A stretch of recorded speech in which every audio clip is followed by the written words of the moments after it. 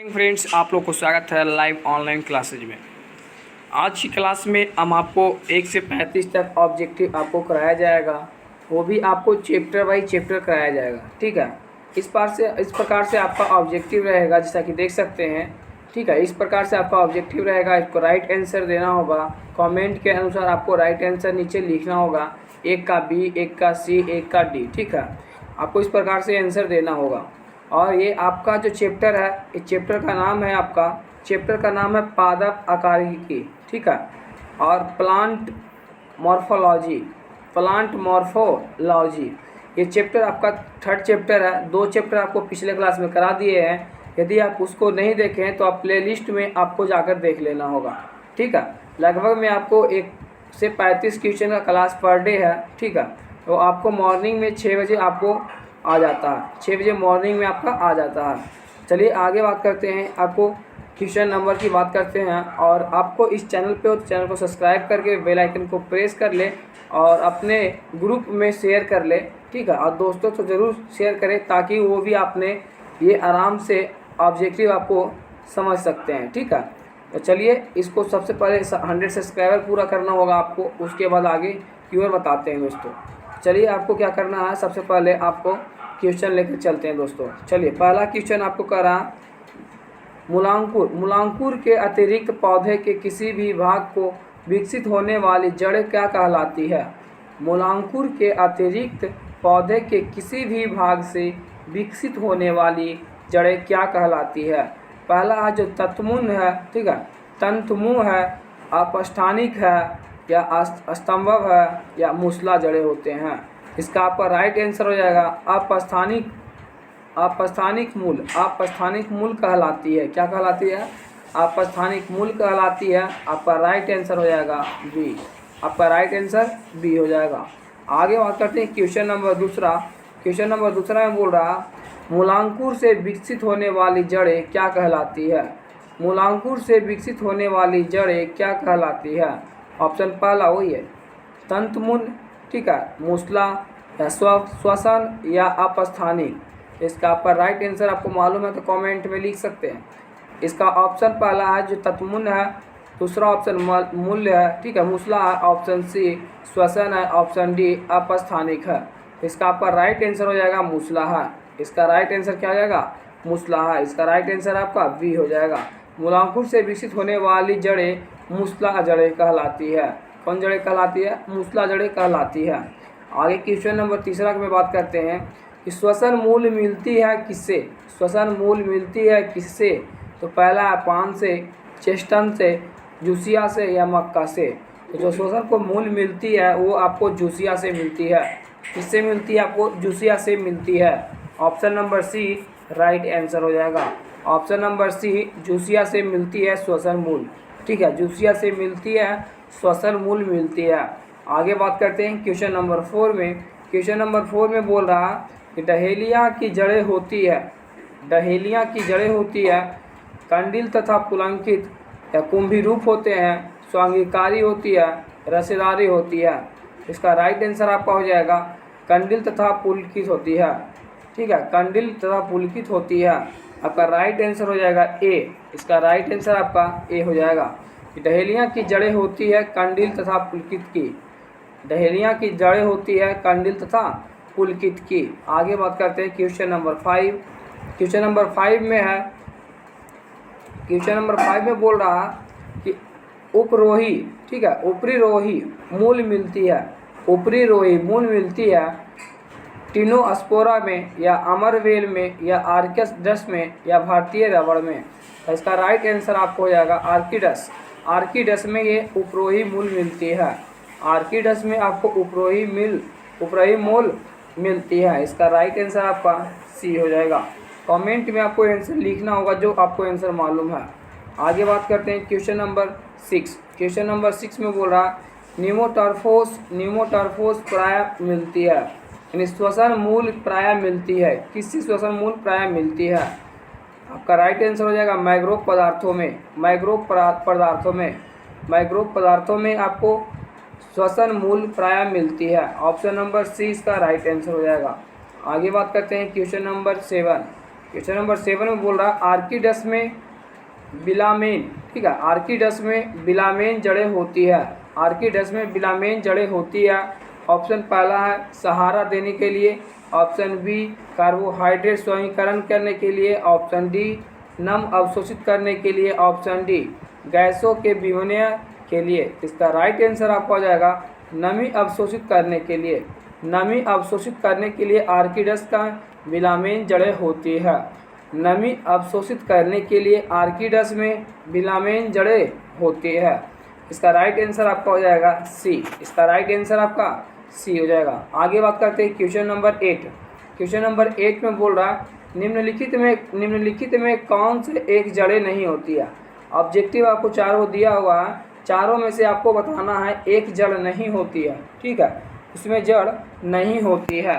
तो पहला ऑप्शन है आलू, ऑप्शन बी गाजर, ऑप्शन डी सी शकरकंद, ऑप्शन डी मूली, ठीक है।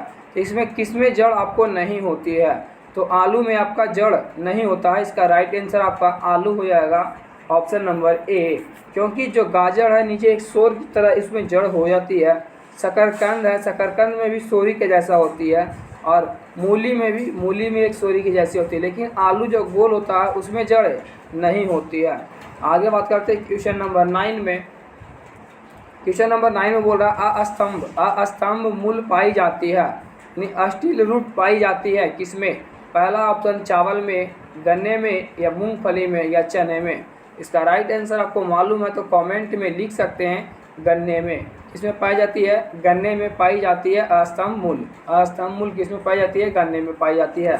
Option number B, option number B आपका राइट आंसर हो जाएगा। Question number 10। क्वेश्चन नंबर 10 में बोल रहा स्तंभ मूल होती है, स्तंभ मूल, इसमें बोला था कि अस्तंभ मूल होती है। इसमें 10वां क्वेश्चन आपको स्तंभ मूल होती है मूसला जड़े में, या पुलंकी जड़े में, या शाखान्वित जड़े में, या अपस्थानिक जड़े में।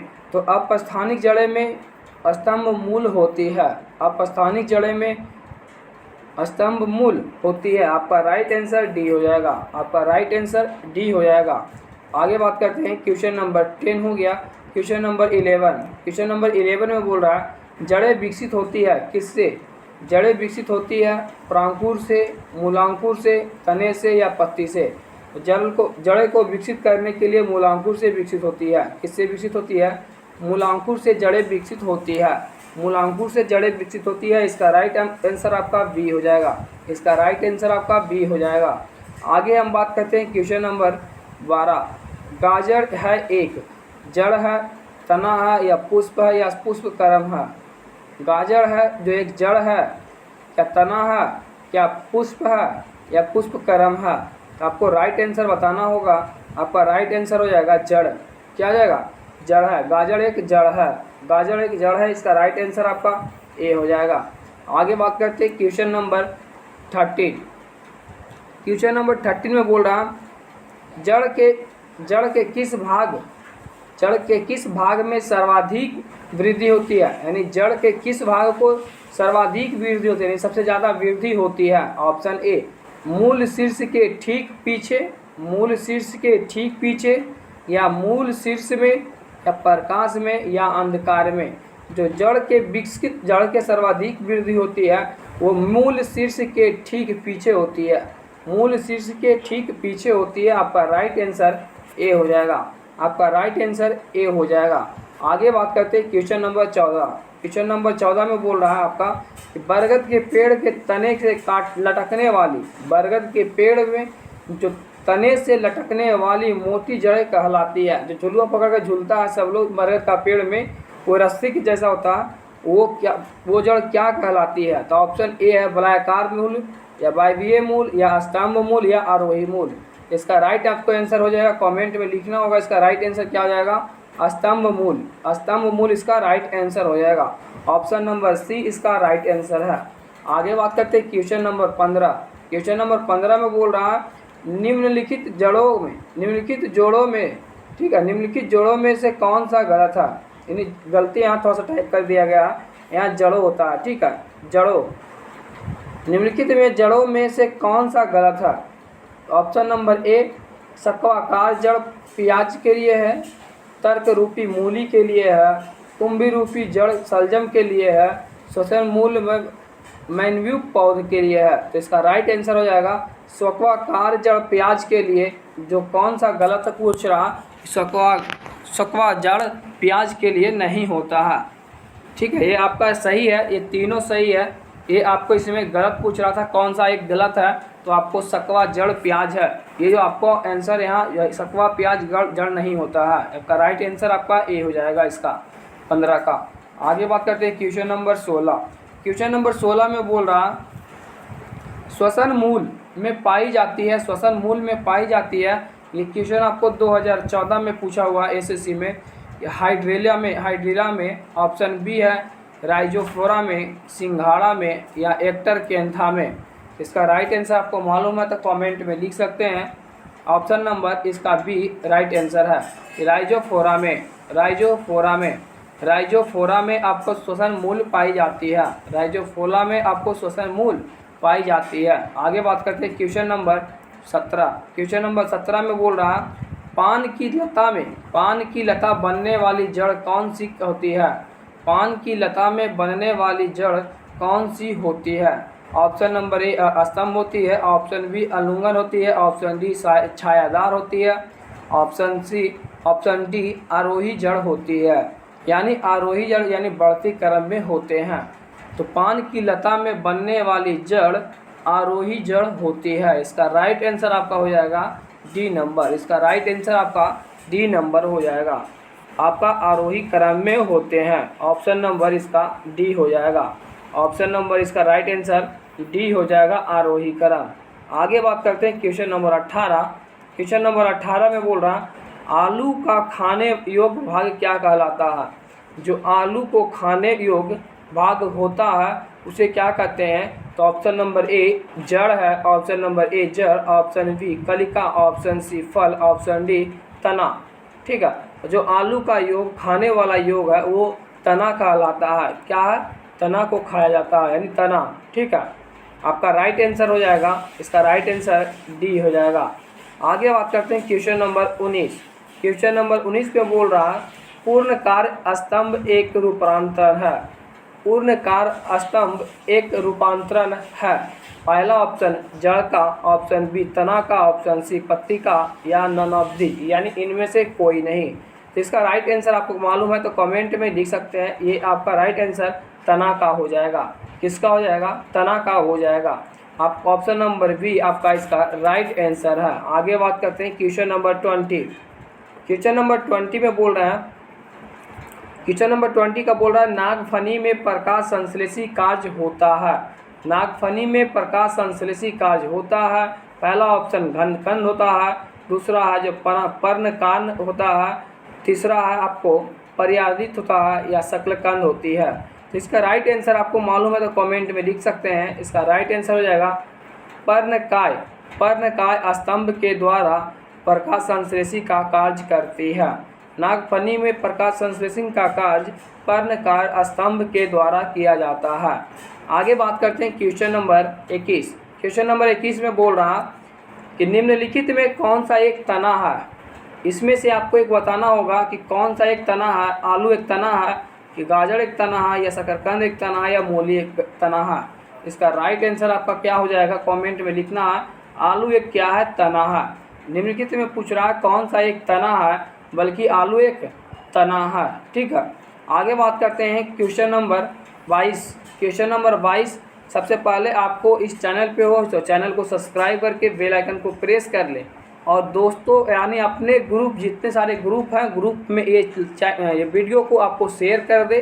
ठीक है, और अपने दोस्तों को ज़रूर ये वीडियो शेयर करना होगा क्योंकि इसमें दोनों क्वेश्चन आपको करवा रहे हैं। ठीक है, PYQ भी है यानी प्रीवियस ईयर क्वेश्चन भी इसमें आपको 100% में आपको 30% कराया जाएगा। ठीक है, और बाकी आपको हर चैप्टर वाइज चैप्टर आपको ऑब्जेक्टिव कराया जा रहा है। ठीक है, यानी 35 ऑब्जेक्टिव आपको मॉर्निंग यानी सुबह में, ठीक है, सुबह में 6 बजे आपको प्रतिदिन कराया जाता है। और इस चैनल को सब्सक्राइब करके बेल आइकन को प्रेस रहेंगे ताकि आपके पास नोटिफिकेशन चला जाएगा। ठीक है, उसके बाद हम बात करते हैं आगे। यदि ये पहली बार वीडियो आप देख लेते हैं तो आपको दूसरी बार वीडियो में आपको देखना होगा कि आप अपने यानी इस आंसर को देने से पहले आप आंसर दे पाते हैं कि नहीं। ठीक है, तो आप कमेंट में दोबारा भी आप इस वीडियो को देख सकते हैं ताकि आपको दोबारा रिपीट हो जाए या यानी याद हो जाए। आप हर सप्ताह में एक वीडियो उसको रिवाइज करने के लिए फिर से देख सकते हैं। ठीक है, आगे बात करते हैं। क्वेश्चन नंबर बोल रहा 22। क्वेश्चन नंबर 22 में बोल रहा है पत्ता गोभी खाद्य पदार्थ का संग्रह कहाँ करता है।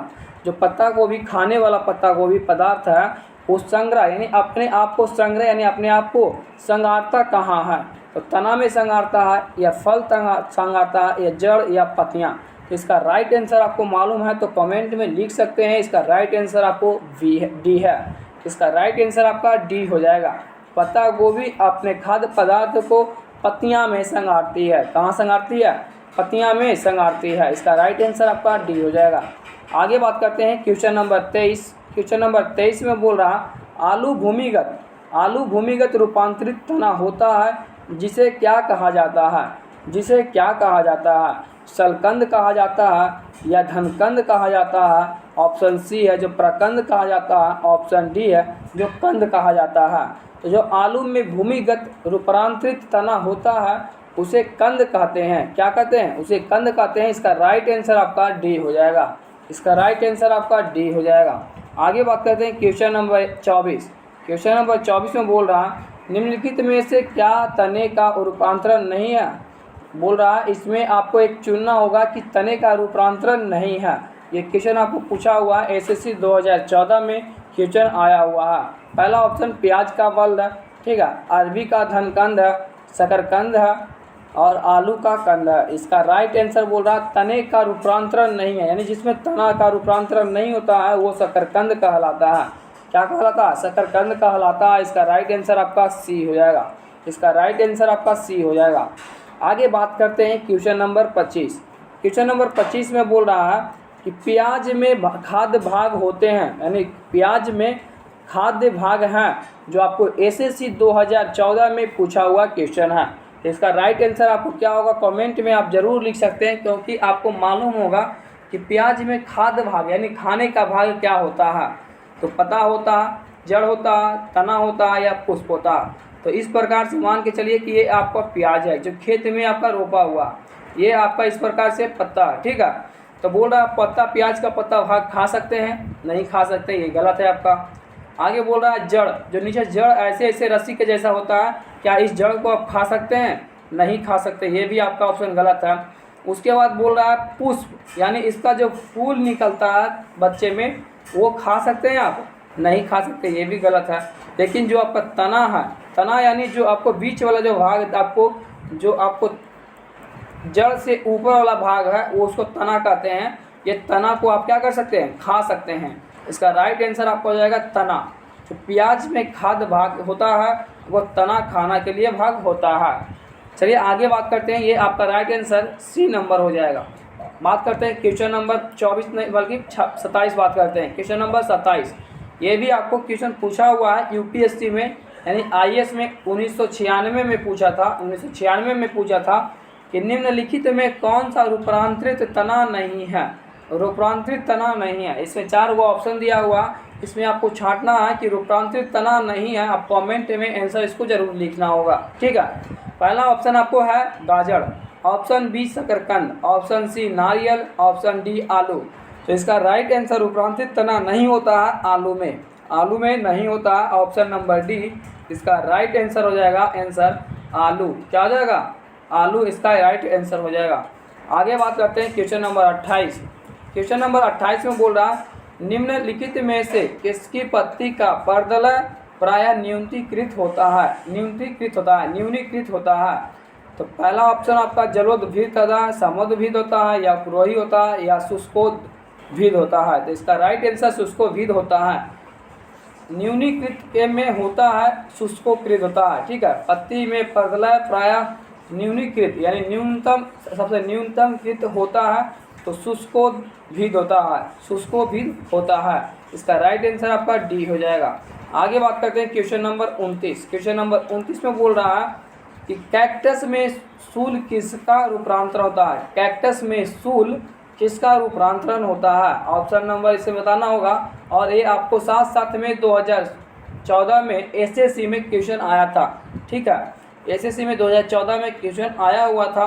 पहला ऑप्शन तना है, ऑप्शन बी अनुपर्म है, ऑप्शन सी पत्ते है, ऑप्शन डी कलियां हैं।